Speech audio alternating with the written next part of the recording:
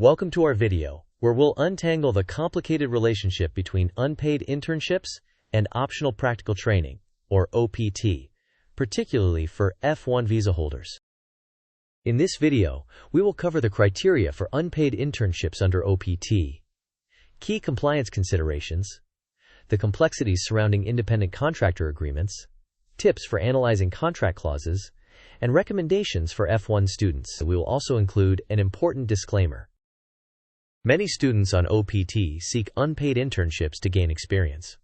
However, these internships must meet specific criteria to be considered legitimate OPT activities. Both the Department of Labor and the USCIS outline guidelines for what constitutes a qualifying internship. The primary concern for OPT compliance is whether the internship provides practical training directly related to the student's field of study. The experience should benefit the student and offer a structured learning environment coached by a professional, rather than solely serving the employer's interests.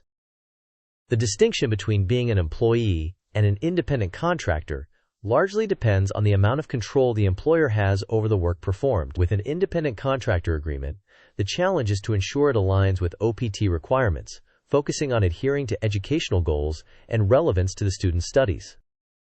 Let's pause for a quiz to check your understanding so far. What is the main distinction between an employee and an independent contractor? Is it the level of income received, the level of control by the employer, the contract duration, or the location of work? You may pause the video now to think about the answer. We will discuss the answer in the next section of the video. The correct answer is the level of control by the employer. If the employer controls how and when the work is performed, that person is likely considered an employee. If not, they are likely an independent contractor. When analyzing a contract clause, it's crucial to review clauses about work control. Even if the internship is unpaid, that doesn't automatically ensure compliance. Instead, the focus should be on how much control the student has over their tasks, which can determine if the experience meets OPT requirements. To ensure compliance with OPT requirements, thoroughly review the specifics of the agreement.